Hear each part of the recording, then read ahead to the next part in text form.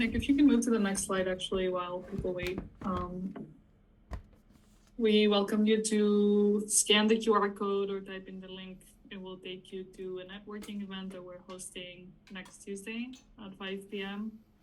at the Office of Innovation. I invite you all to come.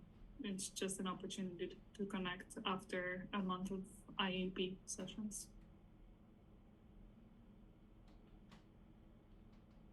All right, so I think I'm going to wait another minute and then start us off.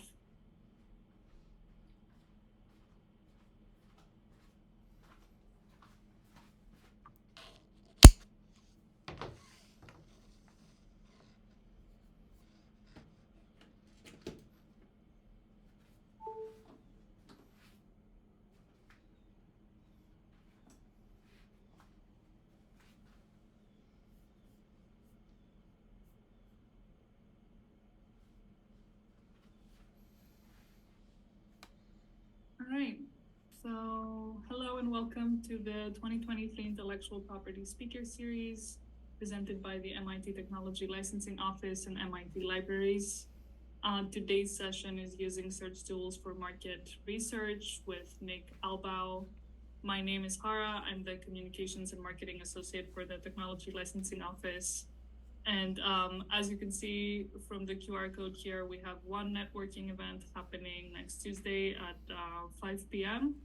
At the MIT Office of Innovation. It's an opportunity for students, alumni, professors, researchers to connect and just have a nice time. So we invite you all to come if you're interested. And I will now transition to introducing our speaker. So Nick Albau is the Innovation and Entrepreneurship Librarian and Economics Librarian at the MIT Libraries and provides research assistance and consultations in these areas as well as business and management. He is a member of the MIT Libraries Urban Studies and Planning and Patent Teams and also serves as a mentor for the MIT Sandbox Innovation Fund. So we welcome Nick, and the floor is yours. Okay.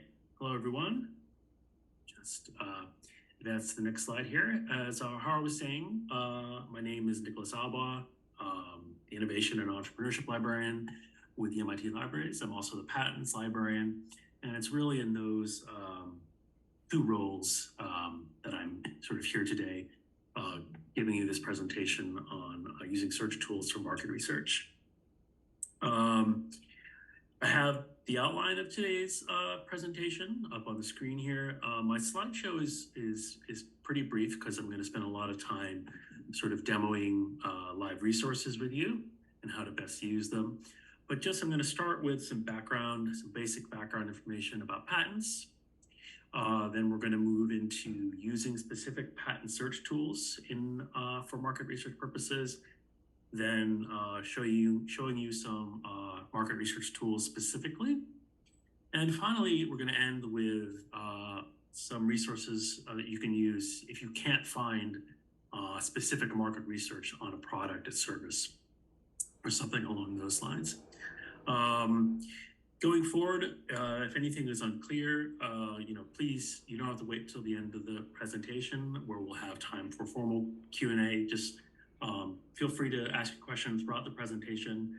You can either put it in the chat if it's a pretty simple question. If it's a more in-depth question, feel free to unmute yourself and ask me the question live. Okay, so we're going to move on. Okay, all right. I'm going to start with, why do people search the patent literature? I guess more specifically, why do people at MIT tend to search the patent literature? And I've listed a number of the most common reasons here on this slide. One reason, they want to identify new research fronts and potential licensing opportunities. They want to avoid duplication of research efforts. They want to see if what they're thinking of has already been researched, already been done. They want to learn how something works, how it functions. And patents contain obviously diagrams, pictures, and detailed description of how an invention works. They want to find information on a company's activities. It might be a competitor, in a field they're thinking of entering, and they want to see, want to take a look at that company's intellectual property or its patent activities. Okay, and then of course, I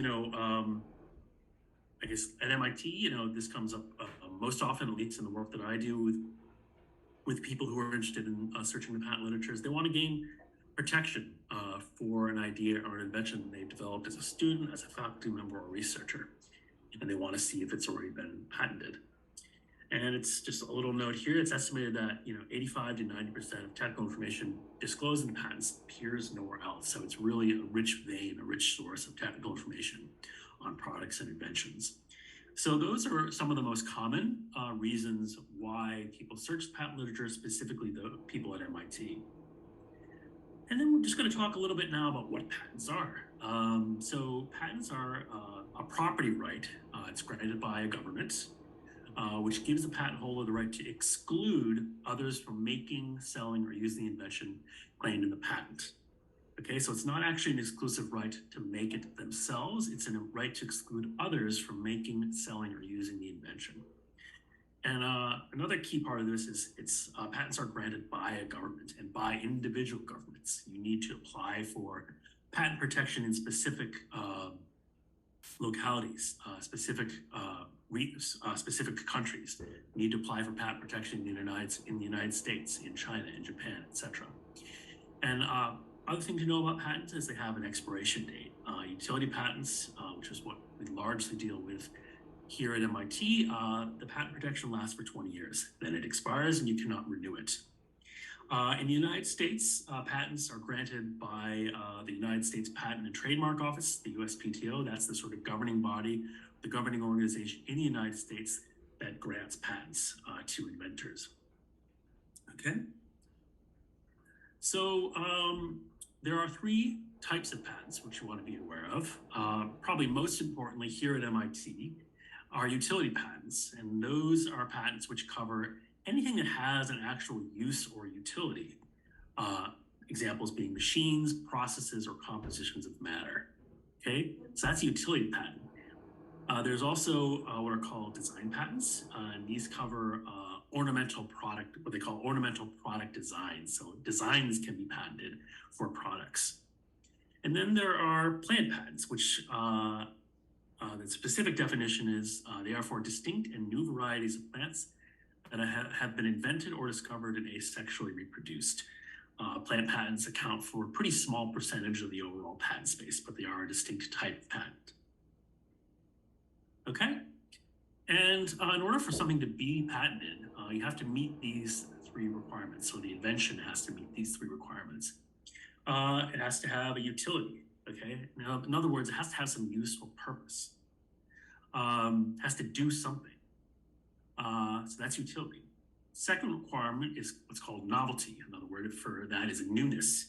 Okay, so more specifically, the invention cannot, before the date of invention, be patented, known, or used by others in the United States or described in a publication anywhere. So it has to have utility, novelty, and then finally it has to be non-obvious. And specifically, it has to be non-obvious to someone of ordinary skill in the art to which the invention pertains. So in other words, someone who is an expert or skilled in the art is the key phrase. Someone who's an expert or skilled in the art of an area that the patent is connected with has to be non-obvious to them, okay? So if you are, a software engineer or, chemical engineer, the invention has to be non-obvious to you, okay? So those are the three basic requirements of patentability: utility, novelty, and non-obviousness.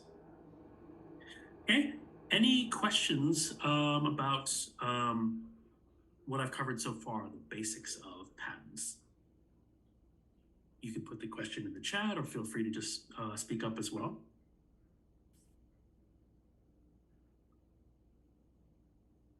Okay, I'm going to move on. So I'm going to basically jump out of my PowerPoint presentation. The PowerPoint presentation is going to be shared with you, with all the participants in today's session. And the last couple of slides on it cover the patent search tools that I'm going to be going over with you, and also the market research tools that I'm going to be going over with you. So all the links are contained within this guide, but I'm going to jump outside of the PowerPoint for a second and go to my screen. Ara, can you just to confirm you can see my my web page here? Yes, we can. Okay, great. Thanks for confirming. This is MIT Library's homepage, and a lot of what I'm going to be showing you for the remainder of today's presentation can be found on online research guides that the MIT Libraries has put together and published. These are guides which sort of group the best resources in particular areas. And, there's going to be 3 of them that I'm going to be going over with you today. One is for patents, the other is for market research, and then the other one is for general business resources. And as I said, the links for each of these research guides are going to be in the PowerPoint presentation, but I'm just going to quickly show you how you can get to them from the library's homepage. So this is the library's homepage, libraries.mit.edu. And if you sort of scroll down and click on Research Guides and Experts, this takes you to like a full sort of alphabetical listing of all of our research guides. And I'll put this link in the chat as well, just so you have it on hand. Okay. And the first one I'm going to be showing you is our patents research guide.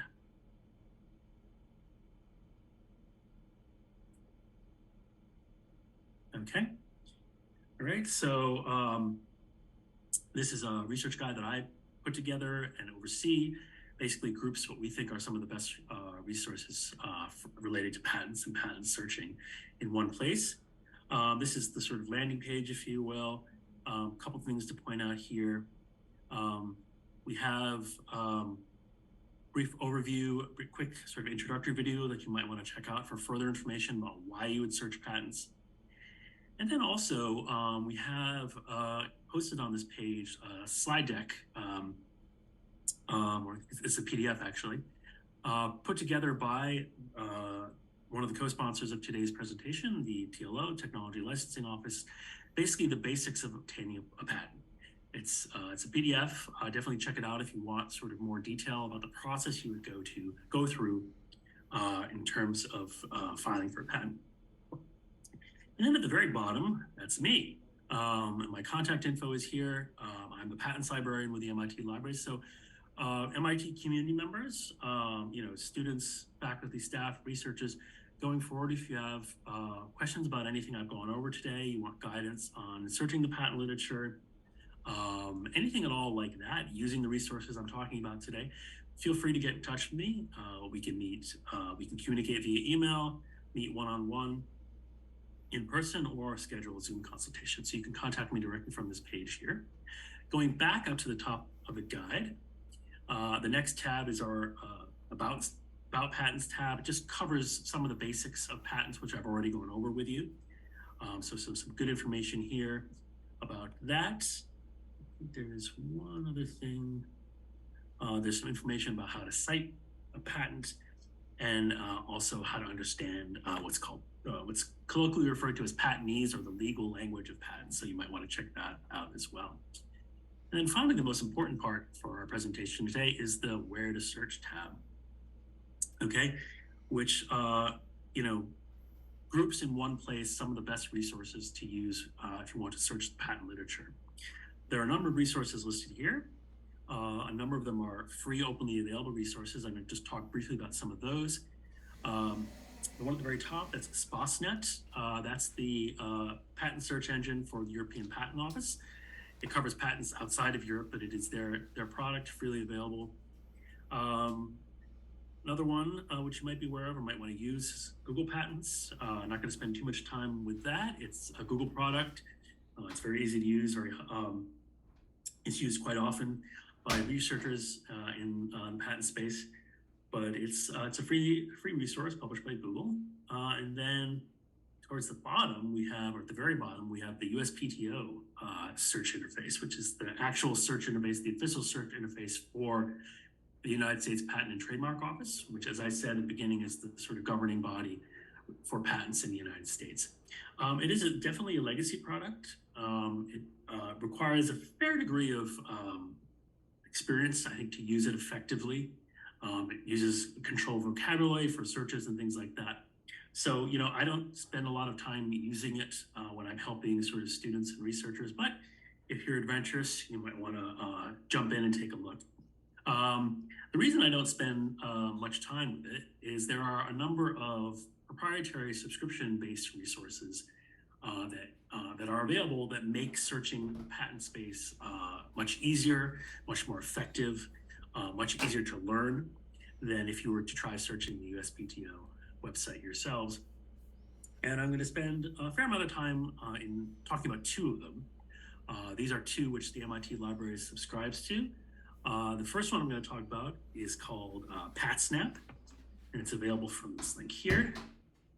So I'm going to open up.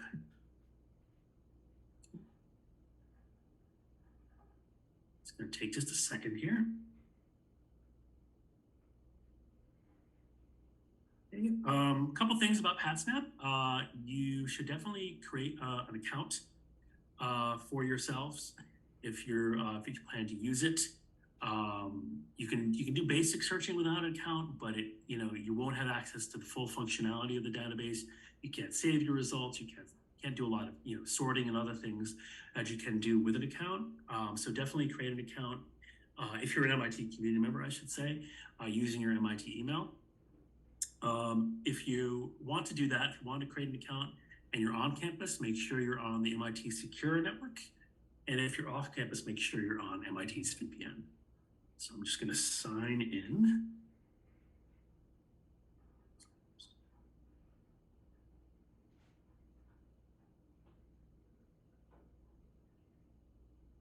Just a second. Okay, so this is the sort of main landing page for PatSnap. The first option they give you is what's called the simple search. It looks like a Google search bar. If you are looking for one patent, you know the patent number, you know the title of the patent. You could just drop that in there and pull it up. But if you are doing more substantial research, I always use what in a lot of other resources is called the advanced search page. Here it's called the field search page, and the option is over here on the left. Okay. The reason I use the field search page is it allows you to be very specific in how you construct your search. And that's very, very important if you are trying to do what's called a prior art search or a patent search in the patent literature, because it allows you to get very specific in terms of how you construct your search, what areas of the patent you're looking for. So for example, you can use this drop-down menu here, and the default is text, which basically just means searching the full text of all the patents, which is not the best option to start with. So what I tend to do is search title abstract claims. So that means when I select that from the drop-down menu, those are the specific fields of a patent that I'm searching. And title is obviously the title of the patent. The abstract is a brief sort of one paragraph summary of a patent. And then perhaps most important is the claims section. The claims is thought of or spoken of as the heart of a patent. In other words, or more specifically, the language that is used in the claims section, what is being described or claimed in the claims section is actually what is covered by the patent. So it is the most important section of a patent. It's thought of as the heart of the patent, if you will. So I'm just going to search those three essential areas of patent for whatever keywords I use, okay? And other things you can do from this page is you can select if you want just patent applications, if you want granted patents, you can also select specific countries. If you're only interested in patents in the United States or China, what have you, you can do that from this page. But for now, I'm just gonna use that title abstract claims drop-down option, and I'm gonna look for autonomous underwater vehicles, or AUVs. So I put that in there, and it tells me automatically how many results I have, just over 2,900. So if I click search, it'll then pull up the results. Okay. You know, the great thing about PatsNap. Someone ask a question? No, I think they just entered the Okay. Sorry. Okay. So the great thing about resources like PatsNap is, unlike Google Patents and other freely available resources, they allow you not only to be very specific in how you construct your search, but they give you a lot of filter options to break down your results into something more manageable, something more useful. So for example, using these options over here on the left, these are the filter options, you can break this list down. So the top one is assignee. So the assignee for a patent is the person, company, institution, or organization which actually holds the patent. It's not the inventor, that's a separate field. Sometimes the inventor and the assignee are the same, but the assignee is the person, institution, company, organization who actually holds the patent. So if there was a specific company or institution who you were interested in, you could like you knew there was a company in this field and you wanted to check out their patent specifically, you could just click on them under assignee. You can limit by authority. So authority is whatever country that the patent protection is granted in. So as I said earlier, patents are granted by specific countries or specific governments. So you have to apply for patent protection in separate countries. So China, United States, Korea, Japan, Russia, what have you. So, that's an option. You can limit by authority, okay? You can limit by publication year, okay? So suppose you only wanted patents published in the last 5 years or 10 years, you could use this option here to do that. There are a number also of, okay. There are a number of subject categories, if you will, that you can also filter your results by. There are classification schemes, which I'll talk more about in a little bit, that you can use. PatsNap has what they call technology topics, and there's also application domains.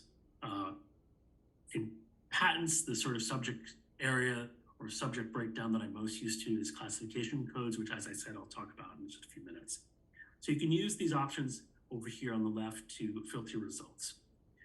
So for our purposes, let's just say we're only interested in United States patents. That was the country we were primarily interested in. So you could select United States, click refine, and then suppose you're only interested in patents published in the last few years.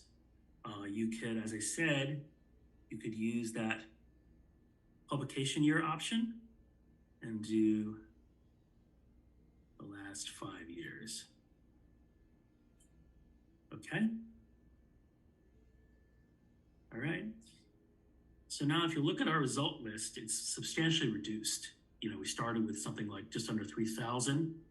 Now we're down to about 230. So that's a lot more manageable, a lot more useful. Okay. If you wanted to seriously sort of dig into some of these patents to see if it really was what you were interested in. And I'll just sort of jump into one of these patents to show you some of the important features in PatsNap. So let's just take this one, for example. Let's see here. Let's see. All right, so systems and methods for monitoring underwater structures. Okay, so some of the basic parts over here are over here on the left. Landing page is the abstract. Here we have that abstract. Okay, we have the claims section. I talked about that before. If you really want to dig into a patent and see if it's what you're looking for, you definitely want to check out the claims section, because as I said, the language that's used here, legalese, if you will, the specific language that's used here describes what is actually covered by the patent. Okay? All right, we have our images, our sort of blueprints, if you will, for this device. You can download the whole thing as a PDF, obviously, from there. A couple other things up here on the top, this sort of toolbar. You can download PDF from here. You can save it to your PatSnap workspace. So that's something, I mentioned earlier, if you're going to use PatSnap and you're an MIT community member, definitely create an account so you can save things like this to your workspace. There is there's a translate option here. If this was a non-English, if English wasn't, if you were looking at a patent not written in English, and you want to translate it, I suppose it was a patent in Chinese or Japanese, you could use the translate function if you don't speak those languages. Okay, so let me go back to the landing page. So we have our abstract, as I said. We have our patent timeline, application date, publication date, etc. And then down below, we have our classifications. I mentioned these before. So classification schema are basically a way of sort of grouping similar or like patents together under codes. And there are a couple different common patents classification schema. The one I'm most familiar with or sort of use the most is CPC, that's Cooperative Patent Classification. That is the harmonized classification schemes of the United States Patent and Trademark Office and the European Patent Office, okay? So the helpful thing about these classification codes is they sort of group like patents together. And if you were to hover over each of these codes, breaks down each element of the code, and then obviously the full definition is at the very bottom. And if you were to click on this link, it would take you to all the patents associated with that particular code. So if you find a code that's really matches what you're interested in and what you're looking for, definitely click on that link and it will take you to all the patents associated with that particular code. Okay? Other things that you can use or you might want to take a look at is the citation section. Okay, so the citation section in PatSnap will tell you which patents this particular patent cites. Okay, so that's at the top. So this patent that we're looking at cites one other patent. And then down below, it tells you how many other patents cite the patent that you're looking at. So it's a way of gauging particularly relevant inventions. If it's a patent that's been cited by a large number of other patents. So you can use that function if you're interested in that. You can also, PatSnap has a similar patents function. You use an algorithm to generate a list of similar patents based on the one that you are looking at. Okay, so let me go back to my results screen for a second. Some other helpful things that you can take advantage of in PatSnap, as long as you have an account, let me go up to the top here. Okay, so up here at the top, you can use some of these options and they're particularly helpful. You can obviously export your list of results into Excel, CSV, Word, PDF, lots of options there. For exporting, you can choose to export the whole patent or to specific sections. Another helpful thing is the set email alerts function. If you were to set an email alert, you would get an email anytime a new patent is issued, which matches your patent search. So if you want to stay abreast of new inventions, new patents, new developments, you can set up a search alert or an email alert, as it's called here, and do that. Also, they have, let's see here, where is it? Here. They have a custom analysis function. So if you were to click on it, create some sort of handy dandy, helpful sort of charts and tables for you and graphics based on your results list. Okay, takes a second to work up, but it's a sort of cool sort of help thing that PatSnap offers. Okay, that's the custom analysis tool. Okay, other things I'll mention here. So that's just one search we did. Obviously, I want to say that if you want to do a sort of full or in-depth deep dive into patents, you're doing a really thorough patent search. It's an iterative process. You're going to want to try more than one search strategy. And as you look through a list of results, you'll see other keywords or synonyms that patents are using for the same basic type of invention that you didn't think of. So you might want to redo your search as you uncover similar or related terms in the results that you found initially. So it's an iterative process, and you definitely want to try multiple searches. I'm going to go back to our search interface. Okay, so and just show you a couple other things quickly. Again, all we did was a keyword search in the title, abstract, and claims fields. There are a lot of other options here that you can use. So for example, if you wanted to look up all the patents held by a specific company, you could use the company people option and select all assignees, current assignee, to see, okay, which patents are held by this specific company. And that might, if you're doing more broad research, I've helped sort of students who want to compare the intellectual property of, Apple and Samsung, okay? So, you might want to generate all the patents that are Apple or Samsung holds in particular fields. That's more for research purposes. But for market research purposes, if you know that there is a relatively small company, maybe a startup in your field, and you want to see, okay, what patents do they hold? Maybe they've already patented an invention that I'm working on. You can go to the field search and select company people, all assignees, and put in that company name. And if it's a small company, a startup, they probably don't have a ton of intellectual property, a ton of patents. So it might be really helpful to look at all the patents that they hold. Okay, and you can obviously combine search fields. You can do a keyword search for title abstract in the title abstract claims section, but then you can also put in specific companies or specific people in the company section, as well as these other options that are listed in the drop-down menu. Okay. One other thing I'll show you quickly in PatSnap is what they call a semantic search. So for example, let's go back to this patent we were looking at here. Suppose this was really close to what you were looking for.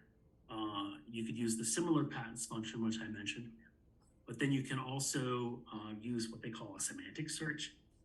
And you can, let's see here, you can basically, let me see here, what you want to do is you can copy and paste the abstract, for example.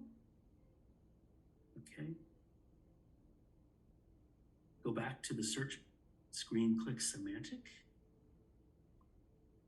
paste the abstract into that box there, and click search.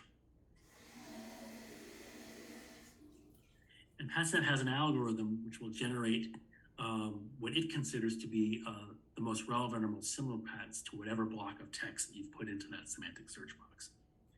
So it sometimes takes a minute.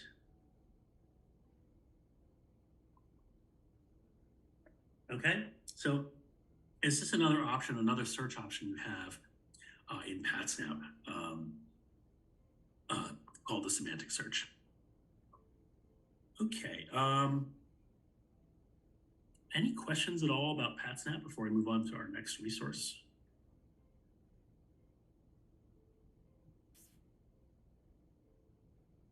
I don't see any questions in the chat, but if someone wants to unmute and ask a question, you're welcome to.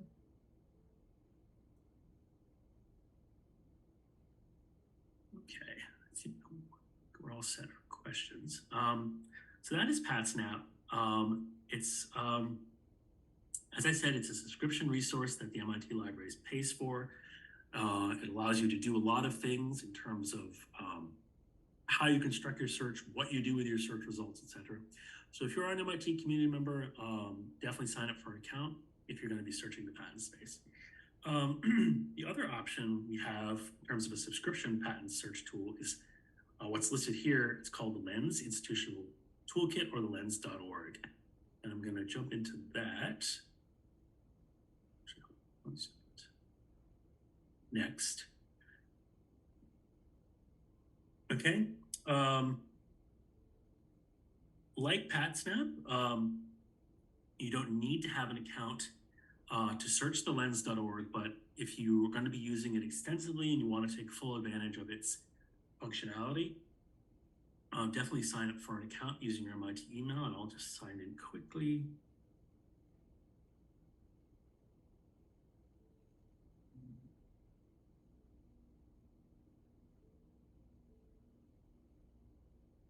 Okay. All right, and from here, this is just the landing page. From here, I'll click lens.org up at the top left. It takes me to the landing page here. Just a couple basic things about lens.org. It's a relatively new tool. MIT Libraries, we subscribed to it for, I don't know, roughly 2 years. The major difference between the lens.org and PatSnap is you can search in this one resource. You can search both the patent literature, but also the scholarly research literature. I mentioned in one of my introductory slides that information disclosed in a scholarly research article counts as what's called prior art. You also want to, if you're going to do a full patent search or prior art search, you don't just want to search the patent literature, you also want to search the scholarly literature as well for research articles, presentations, etc. So lens.org allows you to search both the patent literature and the scholarly literature in one place. So just keep that in mind. And from here, I always use the structured search option at the bottom right. That's basically lens.org's version of an advanced search, or a field search, as it's called in PatSnap. The interface is, I would say, broadly similar to PatSnap. Okay, you can use this drop-down menu here to select which fields of a patent you want to search. Again, almost all the fields that are available in one are available in another. And I think they have at the very top title abstract claims as a default or a first option in the drop-down menu. Okay, so let's do our, we can just replicate our search just quickly here.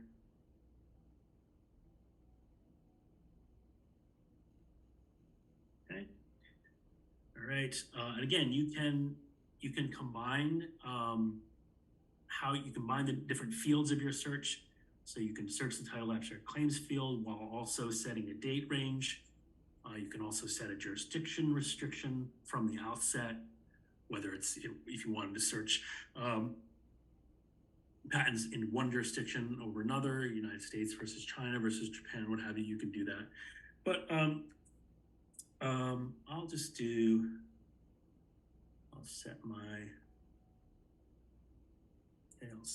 option.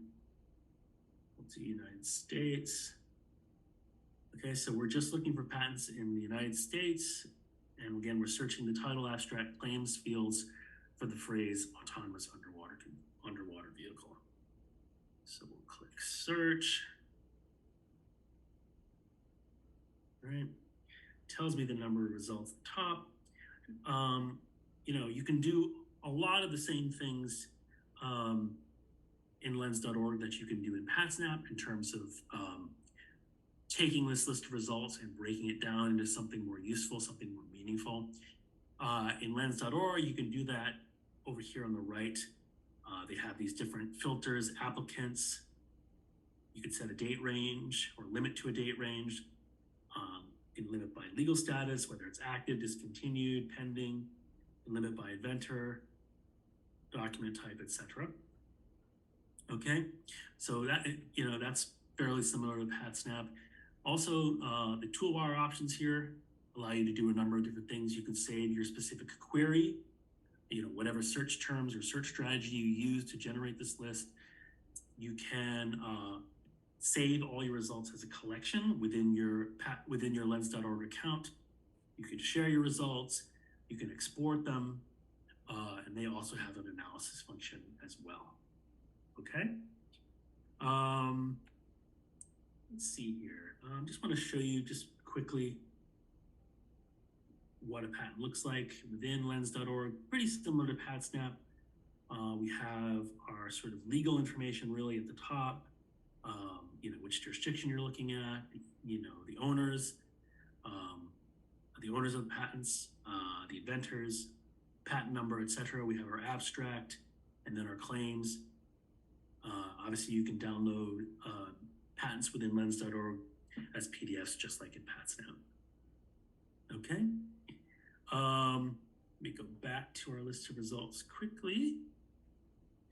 I mentioned at the beginning when I was talking about lens.org that the main difference between lens.org and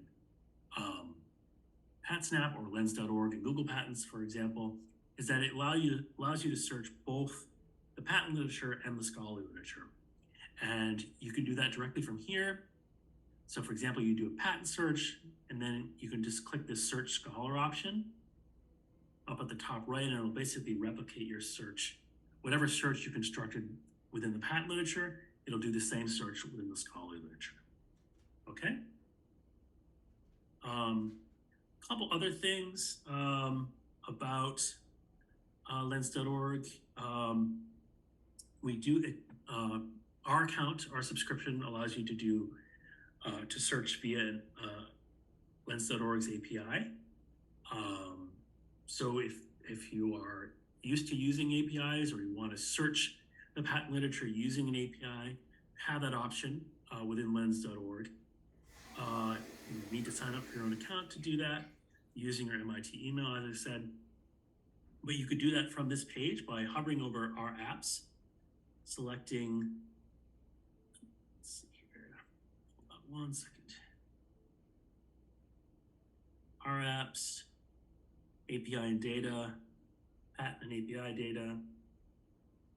And then from here, under institutional user API access, you would click on request API access, fill out that form, and it would go to PatSnap, it would go to lens.org. So I just wanted to make you aware of that because it is an option within lens.org. If you like searching via APIs, you definitely have that option within lens.org. Okay. So that is lens.org. I'm going to jump back to our patents research guide very quickly and just talk about one other resource really briefly. It's called the Prior Art Archive. It's a resource developed as a collaboration between MIT's Media Lab, the company Cisco, and the USPTO office. And it's basically an open access repository of prior art in a number of different formats that are listed here.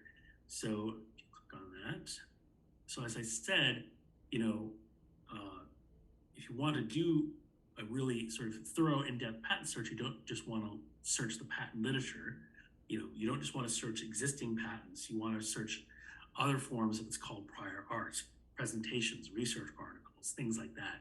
And this Prior Art Archive resource, which was developed in collaboration with MIT's Media Lab, allows you to do that. And it's pretty simple. It's just a quick, you can just do a quick keyword search from here. It doesn't allow you as much specificity in terms of how you construct your search as the other resources do. But you might want to do a quick search in here as well. Okay. Any questions at all about anything I've covered in terms of patents before I move on to market research reports?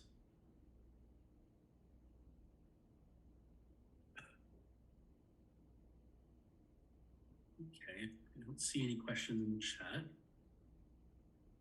All right, so I'm going to move on to our next research guide. Okay, actually I'm gonna go back.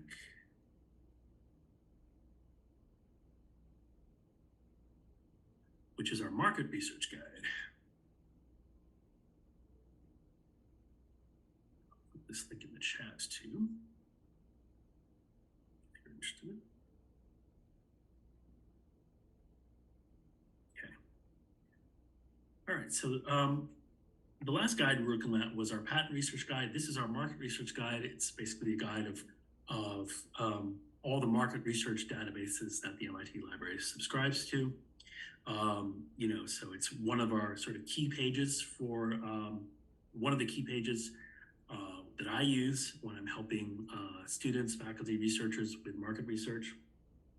And if you're not sure, which database to use, because there are a lot of them here, they're broken down into these categories at the top: automotive, consumer products and services, healthcare, pharma, biotech, etc. So that'll help you choose the right one.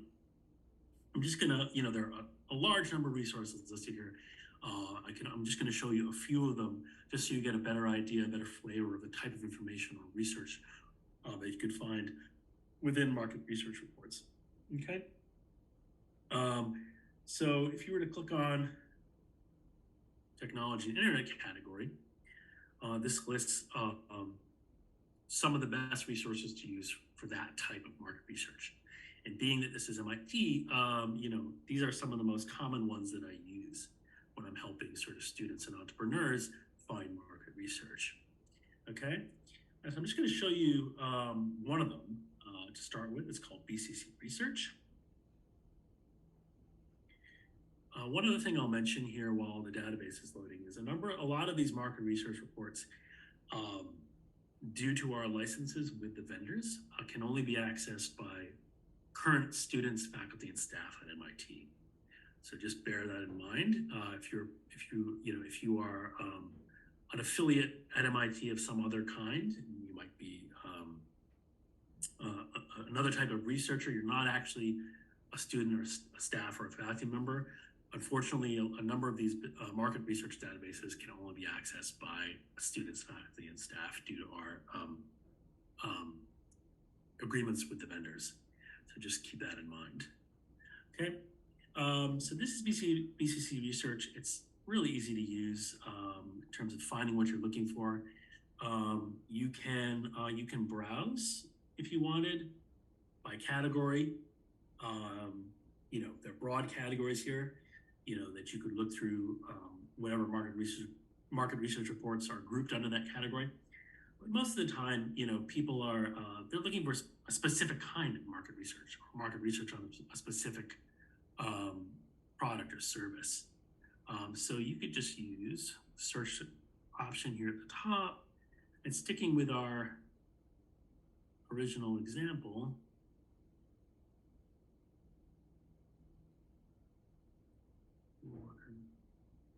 it will start to autofill.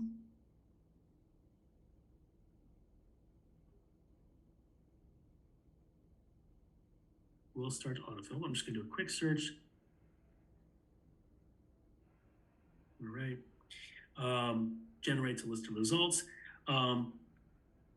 Some basic things when you're looking at market research in BCC is keep in mind is that each report has a date, and you will find both brand new and older market research reports in BCC. So just keep that in mind. So for example, here we have one report from February 2019, and then another report from 2018. So just keep that in mind. All right, so let's just look at one of these here. So autonomous underwater vehicles, global markets to 2022. The helpful thing about BCC Research, and that's why it's in the technology internet category, is BCC Research is one of the if I choose one market research database that I use the most with entrepreneurs at MIT, it's probably BCC Research. It specializes in market research on, I would just say, tech categories, tech products and services broadly defined. So it's a really, really important market research database here at MIT. And it's broken down into into this table of contents over here on the left. The really good thing about the BCC research reports is entrepreneurs and students, when they're doing market research at MIT, tend to be looking for hard numbers. They want the overall size of the market. They want some kind of segmentation breakdown and the revenue in each of those segments. And the helpful thing about BCC research is the reports do that. Okay, they have hard numbers, hard figures in here, overall market figures, growth rates, and then they have a number of different market breakdowns, which you can see over here on the left. These are what I was referring to as segmentations. So we have the market broken down by technology type, okay, by end user, by region. This is particularly important. Sometimes, people want market research, for places all over the world, for countries all over the world. So they break the market down by region. Other helpful categories here is, they have a listing of prominent companies. Some of these company profiles that you see here will have revenue figures, some of them won't. And they also have a patent review and new development section. So there's a lot of really good information that you can find in these BCC research reports. Hard numbers, market segmentation figures, growth rates, things like that. You can download the whole report as a PDF from the top left here. Other helpful thing though is you can download just the tables, okay, just the stats, just the numbers, okay, from this report. Suppose you weren't interested in the text, although I wouldn't necessarily recommend that if you are really exploring a market for the first time. You want to get a good detailed sense of what you're looking at, so you do want to read the text because there's a lot of helpful information there. But if you just wanted the tables, or you just wanted the tables downloaded by themselves, you could click on list of tables. You could select all of them if you wanted, or just specific tables, and then download them into Excel or CSV. Okay. All right. Any questions about BCC research? We do have one question in the chat that asks, what do you recommend for conventional sectors such as manufacturing or mining? Ooh, good question. So for sectors like that, let me go back to our research guide here. Okay. For sectors like that, depending on what type of manufacturing, you could look in BCC research. Even mining, you might want to look at BCC research. If you were, if you were looking at a type of manufacturing that was more consumer focused, for example, like manufacturer of products that you would find in,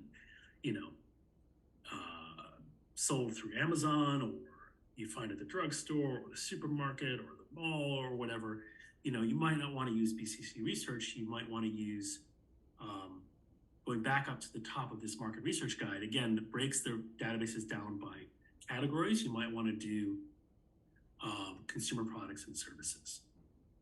Okay, that's one option.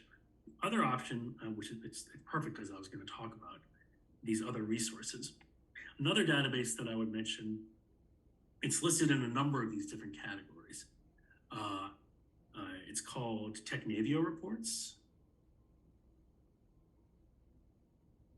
Okay.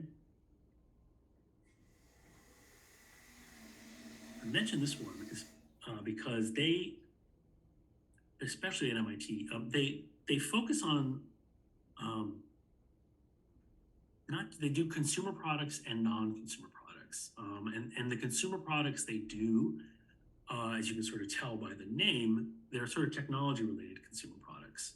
Okay, so wearables, smartphones, things like that. They have general consumer products as well, but the consumer products market research that they tend to have tends to be technology products and services. So that's one resource you can, additional resource you might want to be aware of. So you can, again, do water. vehicles. All right, so here we have global autonomous underwater vehicle market. And you can just look at some of these categories. They get very specific in terms of the type of product or service they're talking about. I would say the reports in BCC research tend to be of broader categories and tend to focus on what are thought of as business to business products and services as opposed to business to consumer products and services. Technavio has more consumer products, more B2C products than BCC research. So that's one option, is Technavio reports. The other option, going back to our guide here, more sort of, I think, what they call it, general categories. What was the word they used? I think in the chat, I can take a look at it here. More specific, let's see here. Okay, conventional sectors. Yes, conventional.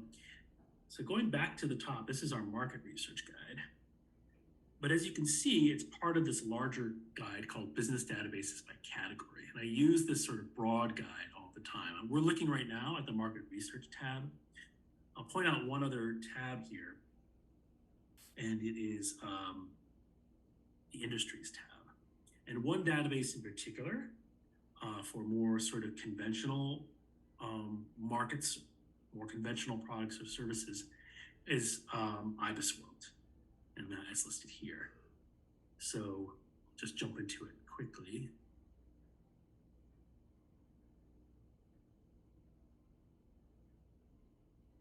And IBISWorld, it looks at both sort of conventional consumer products and services, but also conventional business to business products and services. And the product and service categories within IBISWorld tend to be at a broader scale than Technavio reports. And the other thing to keep in mind about IBISWorld is the reports in IBISWorld, you'll find reports on the global market, the United States market, and the Chinese market. Those are the sort of three overall areas it covers. So for example, if you were to do mining.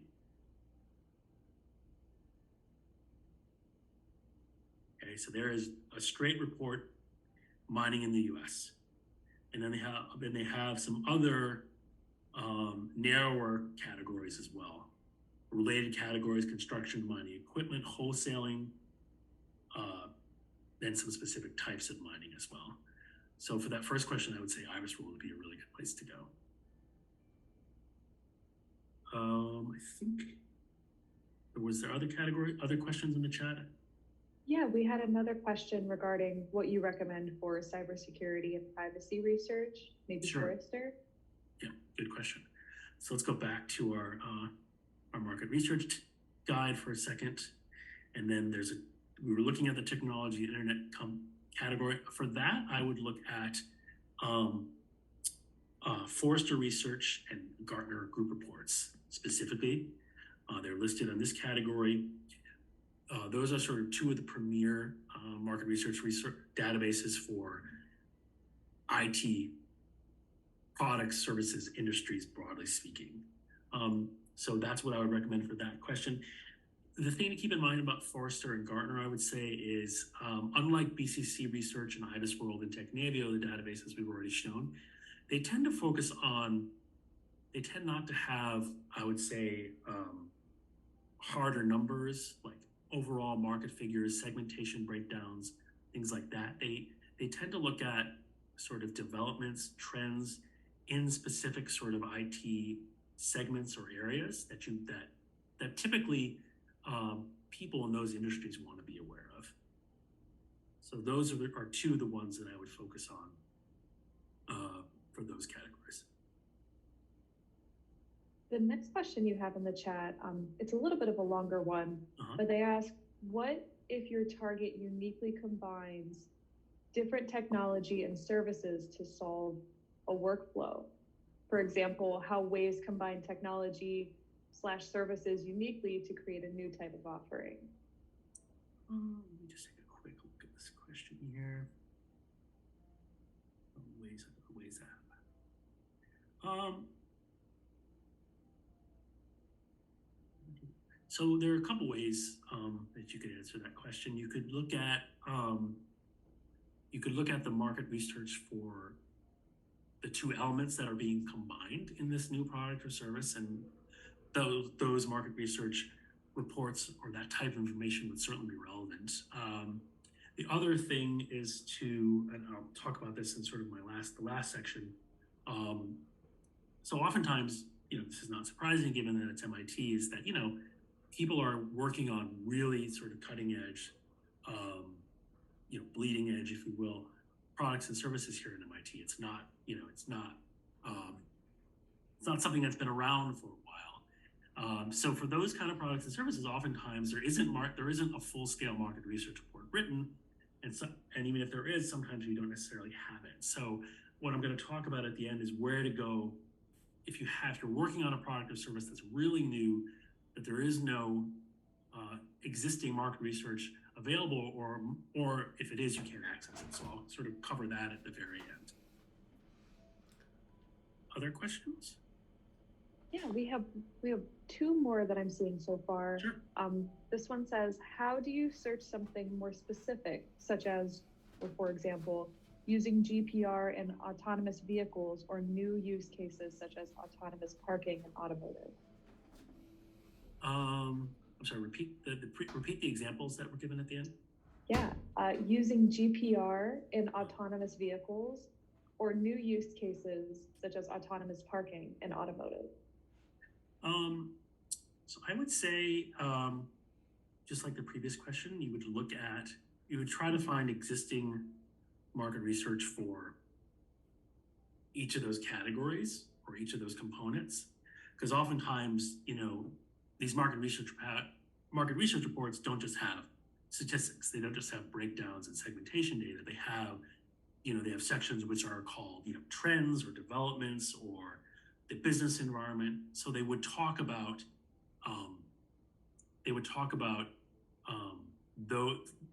that type of information in those sections. The other thing I'll mention is, which is also going to be covered when I talk about looking for information when market research isn't available, is searching the business press. So looking for articles that have been written in the business press on this topic. And I'll go into a little more detail about what I mean by that in just a few minutes. I think was there one more question? Yes, we've actually gotten a couple more now. We have three. Sure. This is totally fine. Yeah, go on. So one of the questions is about the effective projections of these mega trends, such as sustainability in the business world. Is there a specific place that you would go to kind of find information about these trends? About projections? About yes. What's the market going to be like going forward? I believe so, yes. Yeah, definitely. So I would recommend in particular, let me go back to IBISWorld. So let me just go, I think I closed it. Let me just open up the database really quickly. The helpful thing about IBISWorld, and sometimes BCC Research will have these numbers as well, but every report,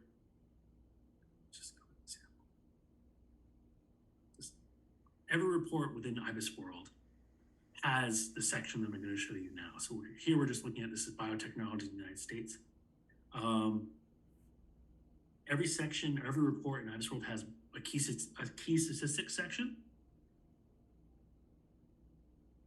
So this has revenue figures, number of establishments, employment, exports, imports, wages data, going back, in this case, all the way to 2006, and then projections going forward. In IBISWorld, it always has projections going forward 5 years. And the reports in BCC Research also have projections as well.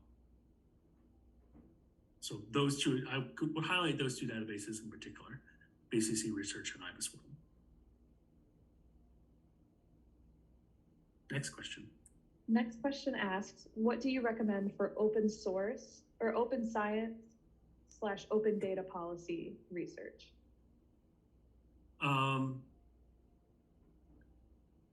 as it relates to business or as it relates to markets, I would say I wouldn't. There might be a market research. There might be a market research report, particularly in IBIS world, on even though um, uh, it sounds contradictory because but IBIS world has detailed reports on nonprofit sectors. So IBIS world in particular, you could look at.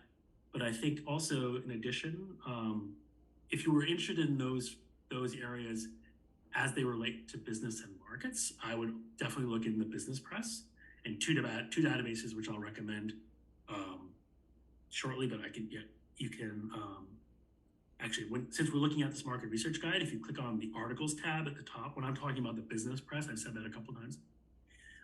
You could click on this articles tab, okay?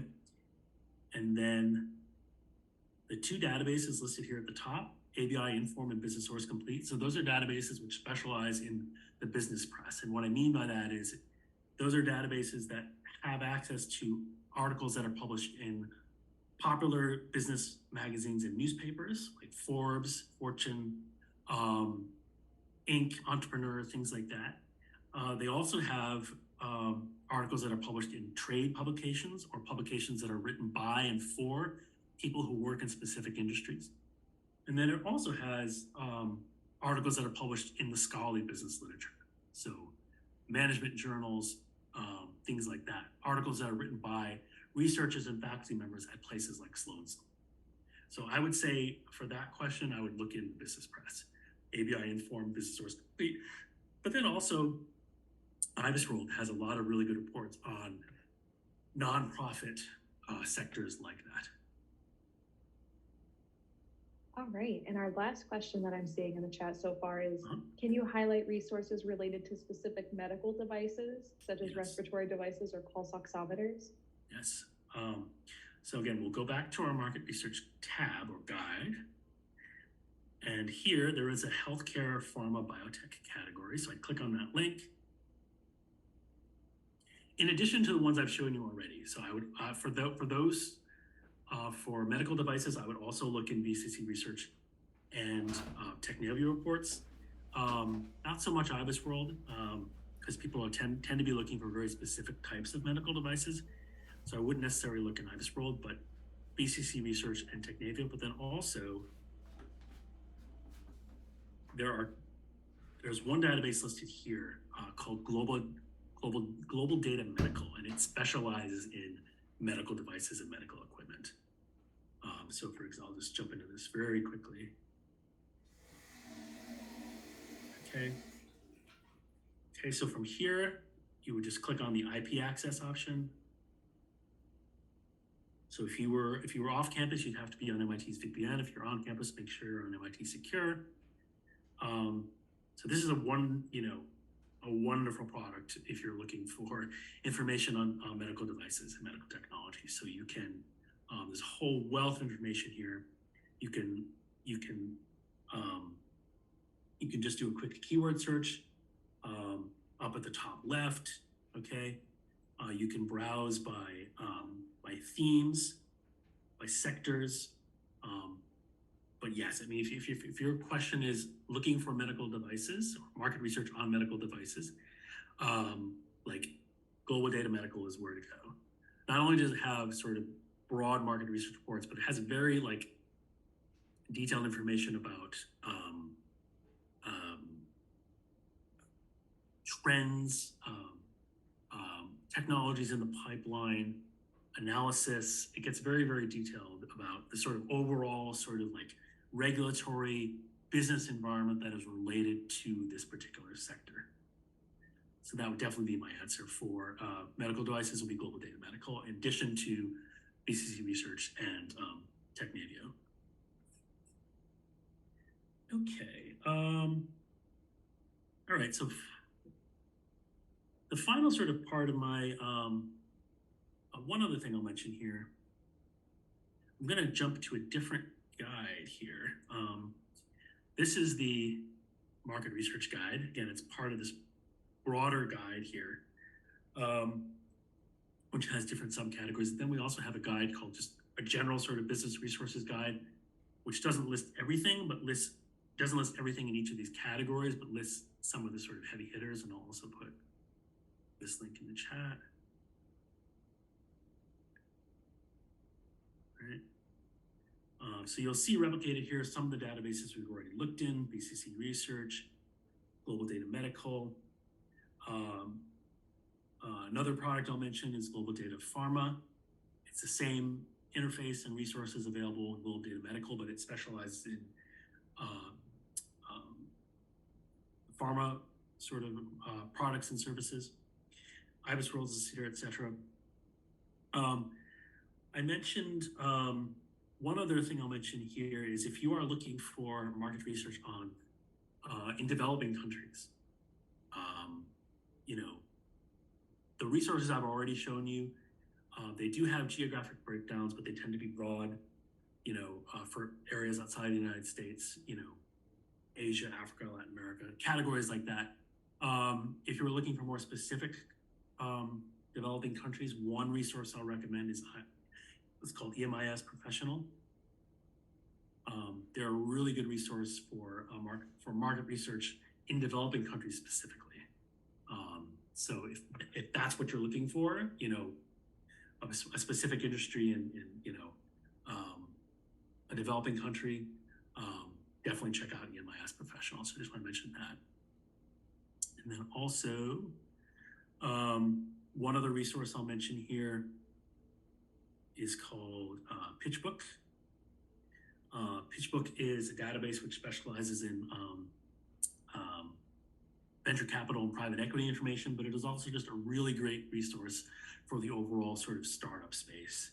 You do have to register for an account using your MIT email. I'll take you to a screen like this. I think they logged me out, but I'll log in. Just log in quickly.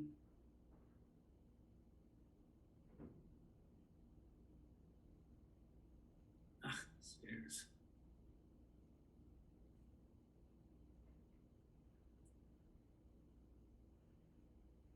Right.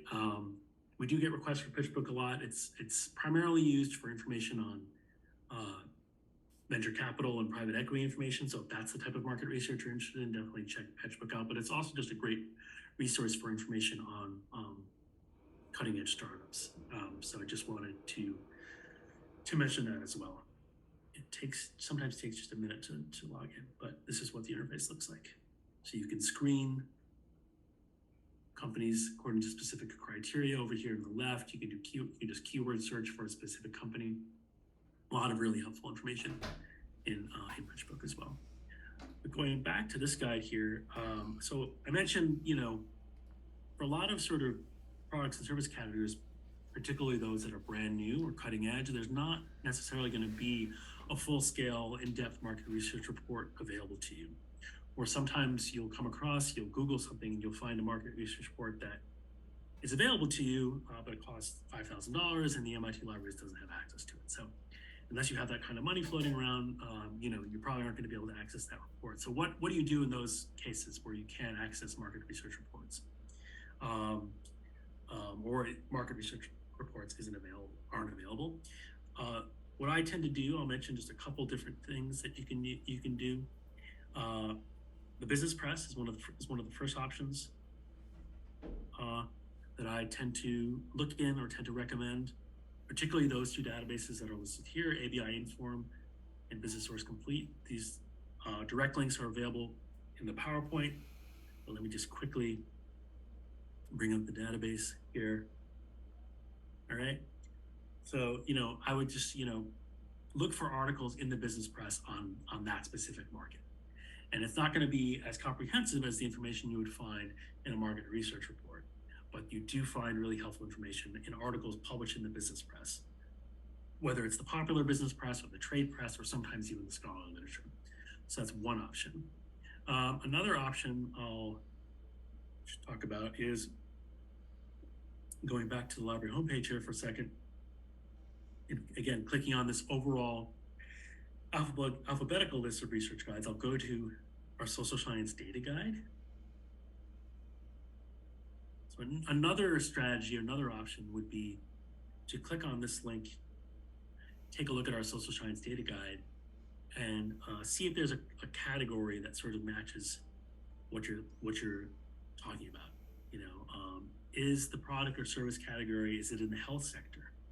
Is it in education? So if it was an education product, you could click on the education section here and see what kind of overall statistical bodies or agencies are out there which publish data on that particular sector. So in the United States, the education sector, there's a wealth of statistics available from the National Center for Education Statistics. So you could look in there.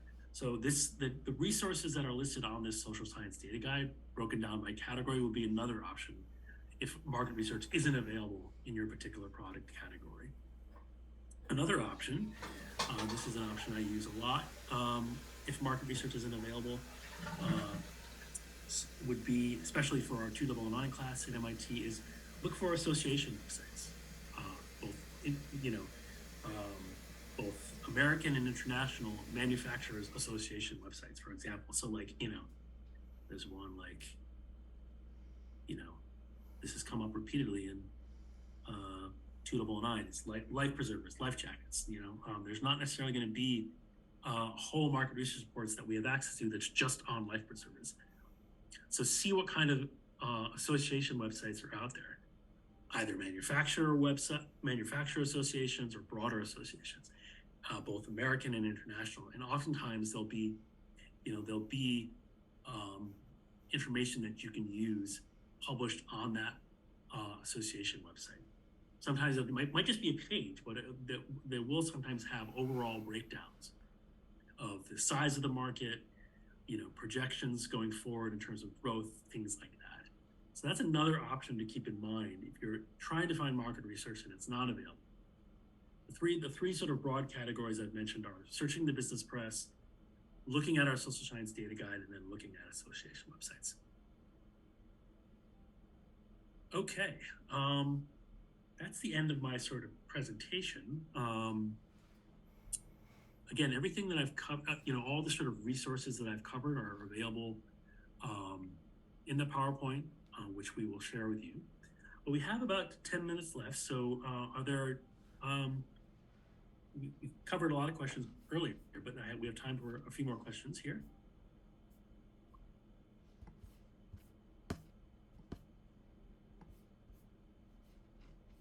I think there's a question, will we share this video? Yeah. Yes. Oh, sorry. Yes. No, go ahead. Yeah, we will be posting the recordings in February on TLO's website and YouTube channel, but also feel free to reach out and we can share them with you specifically. I will include the email in the chat.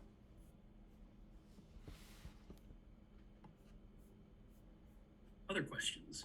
Again, is there something I didn't cover? Is there a specific market or industry you're interested in? Anything at all? We have, about 10 minutes, so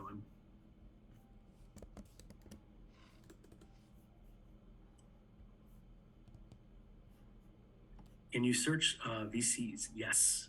For that kind of question, definitely PitchBook is the way to go. PitchBook is primarily a database for information on venture capital and private equity. So there are a lot of different ways that you can search for VCs. You can search for a specific, if you know a specific VC, you can just put their name in here and they'll have a wealth of information about it. You can also, use their screening options over here on the left. So you can just click companies and deals or investors and funds, and you can screen by by location, by industry or sector. So you can use all these options here to sort of generate a list of VCs in a very specific region, a very specific industry. You can narrow by VC type or deal types is the option. So there are a lot of different options in here in PitchBook for screening for VCs. So that's definitely what I would use for that question. let's see here, I think. Other questions? Yeah, we have one question that asks, do you have industry groups like ACM and IEEE articles available for search? Let's see. Whoever asked that question, if you just if you wouldn't mind, if you could just speak up and just give me a little more detail about that.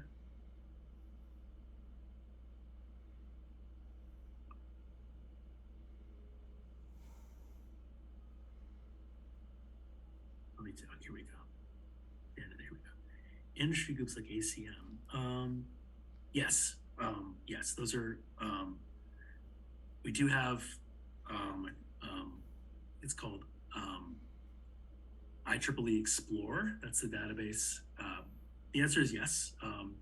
Those are not for that kind of question. So, for example, IEEE. Let's go back to our list of research guides here.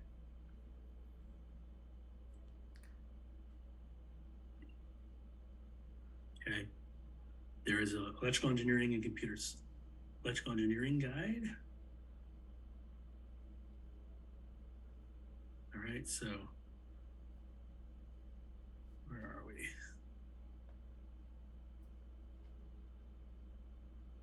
Yes, here we go. IEEE Explore, and then right underneath it is ACM Digital Library. So yes, both of those database articles published by those organizations are available in specific tools that are listed here. And if you have just a shout out to my colleagues here. If you have questions specifically about looking in ACM or IEEE, again, this is the Electrical Engineering and Computer Science Guide. I'll put it in the chat.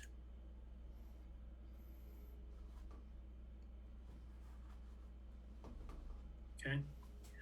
But if you have additional questions about those specific resources, definitely reach out to my colleague, Phoebe.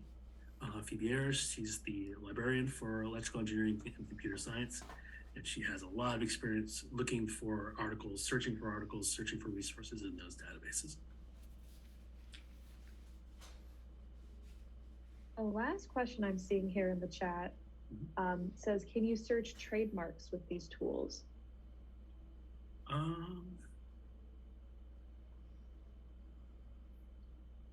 Not the patent resources for that. You'd probably want to go to for the United States, you'd probably want to go to the USPTO website, since the United States Patent and Trademark Office, so they handle both. They administer and award both patents and trademarks. So you wouldn't use PatSnap or Lens.org for them for that type of intellectual property, but for the United States, they would be searchable somewhere on the USPTO website, since they're the body that administers them and grants them.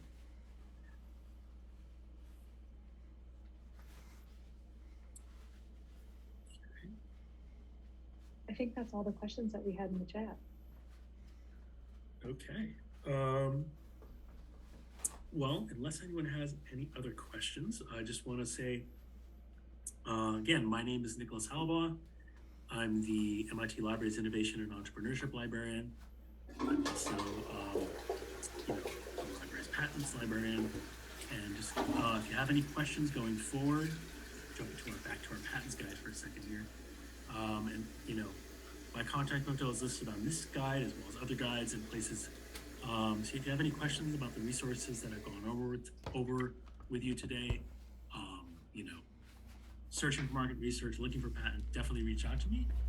We can communicate via email. We can schedule a one-on-one Zoom consultation. Definitely get in touch with me if you have further questions.